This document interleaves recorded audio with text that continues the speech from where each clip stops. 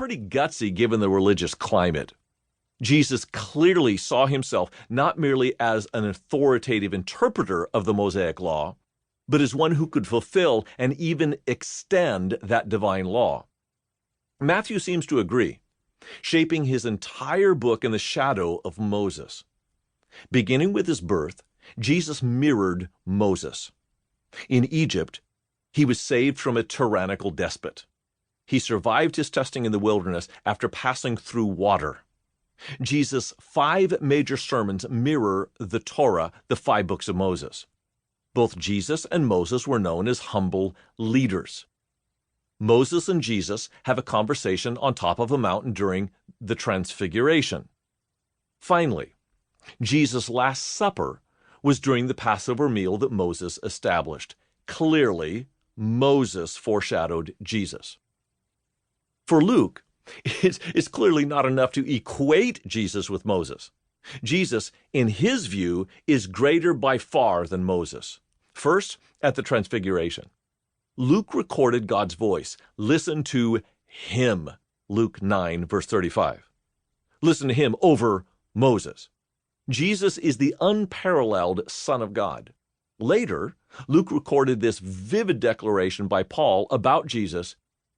By him, everyone who believes is freed from everything from which you could not be freed by the law of Moses, Acts 13, verse 39.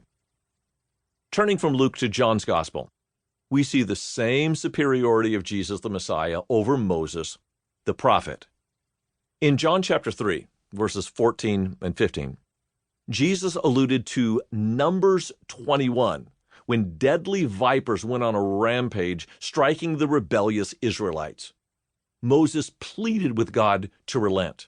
His solution was to have Moses place a bronze serpent on a pole and lift it up. Anyone who looked at the raised serpent by faith was healed of the venomous bite. Jesus compared his crucifixion to the bronze serpent of Moses.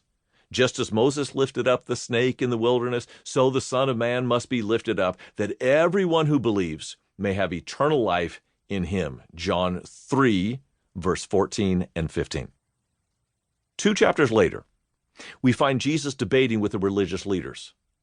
Moses was called to testify. Jesus said, "Do not think that I will accuse you to the Father.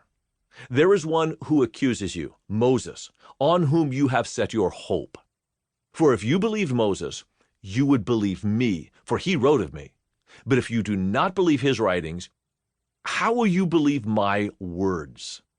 Thus, in both chapters 3 and 5 of John, Jesus is superior to Moses, not his equal. Not only does Jesus fulfill the prediction of Moses, he also supersedes the person of Moses. In the very next chapter of John, there's a whole discussion about manna. John 6, 26 through 58. Jesus said, "Truly, truly, I say to you, it was not Moses who gave you the bread from heaven, but my Father gives you the true bread from heaven. For the bread of God is he who comes down from heaven and gives life to the world." Verses 32 and 33. Clearly, Jesus claimed to be superior to Moses. He wasn't merely God's messenger, he was God's gift, the very bread of life. Furthermore, the Israelites under Moses ate manna and died. But Jesus is the bread from heaven that provides eternal life. This text exalts Jesus well above Moses. Paul, likewise, drew a parallel between the first and second Redeemers. For him, Jesus is far superior. This is clearly seen in the allegory in 1 Corinthians 10, verses 1 through 4, about the wilderness wanderings of Moses. Here Jesus isn't compared to Moses the liberator, which seems like an obvious enough connection. Instead, Jesus is the rock from which the Israelites drank. All drank the same spiritual drink. For they drank from the spiritual rock that followed them, and the rock was Christ. That's verse 4. In other words, Moses was God's messenger to Israel, but Jesus was God's gift to Israel. John 6 focused on manna and the bread of life.